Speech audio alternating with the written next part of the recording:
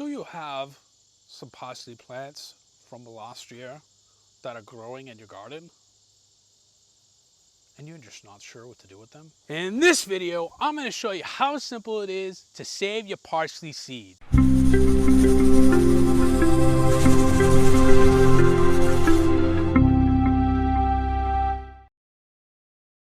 Hi, this is Jeremy Starke here from Green Thumb Gardener, here to give you some tips, tutorials, and reviews for all your gardening needs. In today's video, I'm just going to show you a very simple way on what you need to do to save your parsley seeds. Now, you may have planted the parsley maybe a year ago, and you might have noticed that that when you let it overwinter, if you're in one of those areas that you can't have it overwintered, that it starts flowering because it's a biennial plant. So it doesn't flower each year, but every other year it will flower and reproduce for its seeds. So I'll go over a very simple way on how to do it, what to look for, what you need to do for it. Before we get started, if you could, please give us a green thumbs up, a green parsley thumbs up if you could. Let us know that this video is helpful for you. Also, if you could, hit that subscribe button down below. I know there's like a little bell down there. Just hit that button. That way there you get notified of any new videos that we do have. As well as we do have a gardening website where we actually have helpful tips out there. There's organic gardening, there's lots of other gardening tips, seed saving, so much information. If you don't have time to look at a video, you can go on that website and take a look at anything like that.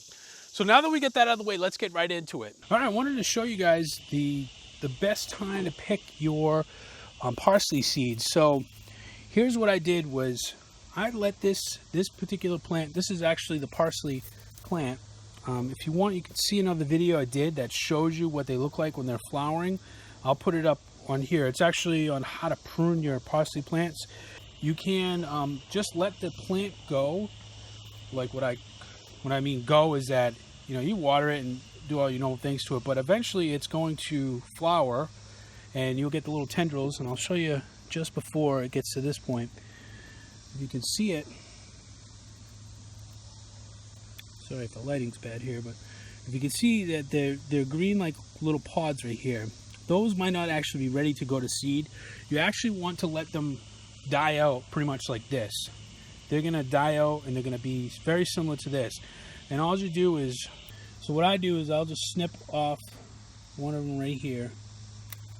Okay.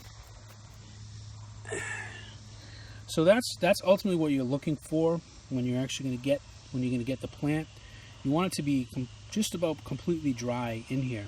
So I'll take you inside and I'll show you exactly what I do for the next step so that you know what to do for saving the parsley seeds. All right, so now that you've actually clipped one of your parsley flower heads, you want to bring it inside because you don't want to do this outside. At least I wouldn't recommend doing it outside. But you want to bring it in, and you actually are going to we're going to extract all the seeds from this particular flower itself.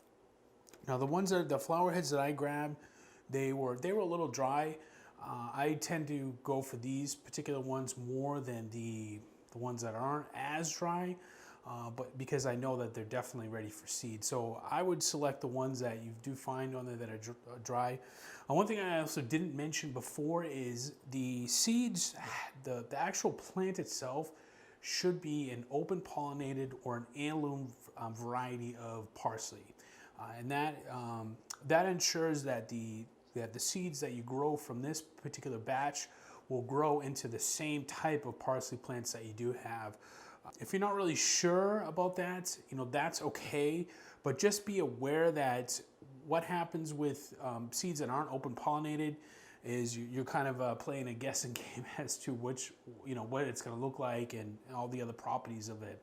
Again, if you're not really sure, you can still do this, and what I would recommend at that point is to grow a bunch of different plants and just make sure that as it's starting to grow, it's a little seedling or a little plant before you plant it out, that it looks similar to the one that you had. So now that we get that out of the way, let me show you the exact things that I do for this so that you can see it up close. All right, so the other things that I didn't mention that you want to also have is some type of, I use some type of envelope. These are just coin, I don't know, I think they're just like little bank coin envelopes.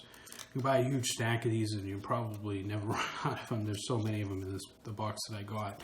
But I just like them because you can write on it. Obviously you write you know, what the type of parsley plant it is, and I also write the year on them. That's the basic information I would write on there when I'm saving the seed, just so you know which one it is. And so as I said before, is that you want to make sure that these are completely dry. So what I do is I take a piece of white paper, because it's a little bit easier to just do this. You can also use like one of those paper plates. You want to kind of rub the flower head itself so that all the little seeds are gonna fall down as they may. So I just do this very gently until I get all of them down on here. This is one of my favorite parts of growing. It's really one of those seed saving is just one of those tasks that I love to do every year. I get really excited, of course, about the whole process of growing right from seed, but I also enjoy this part right here because I feel like I'm leaving something, a legacy on, and I feel like I'm just contributing to something greater than myself. I don't know. Call me one of those romantic gardeners, I guess, but it's just one of those tasks I love to do, no matter what vegetable or herb it is. I love having an abundance of these seeds that I can plant next year.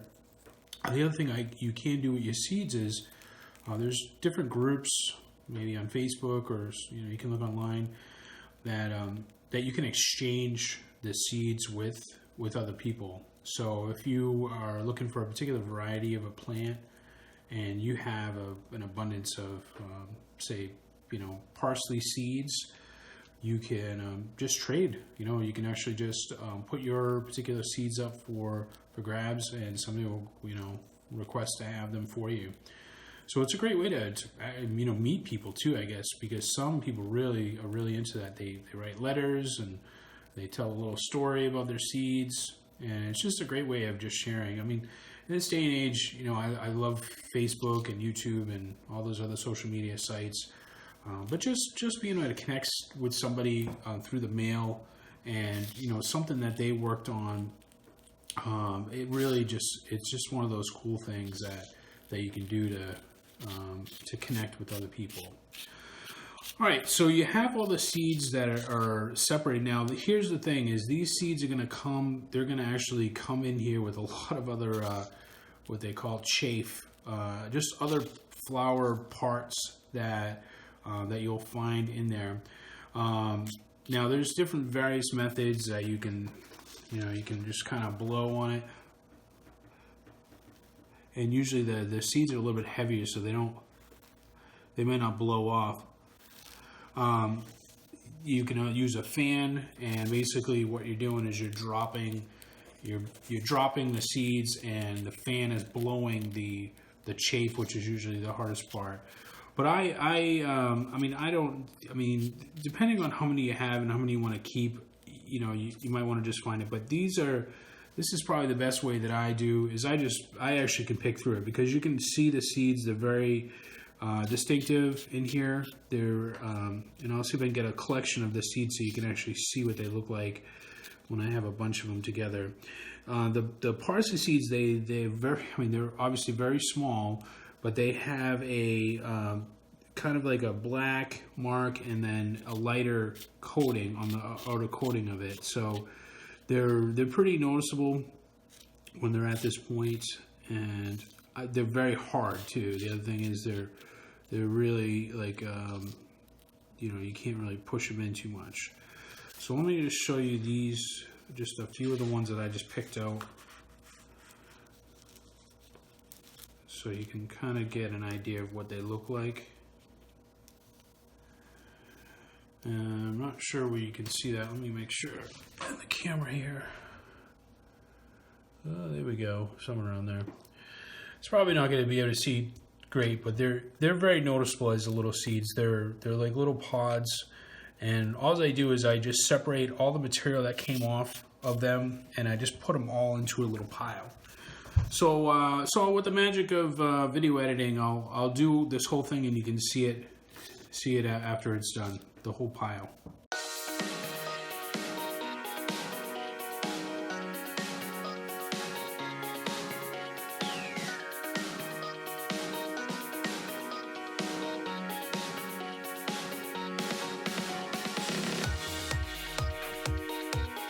So there you have it. The seeds have been pretty much separated. The drier it is, the easier it is to handle and to get everything off. You can let it, you can pull this off the flour.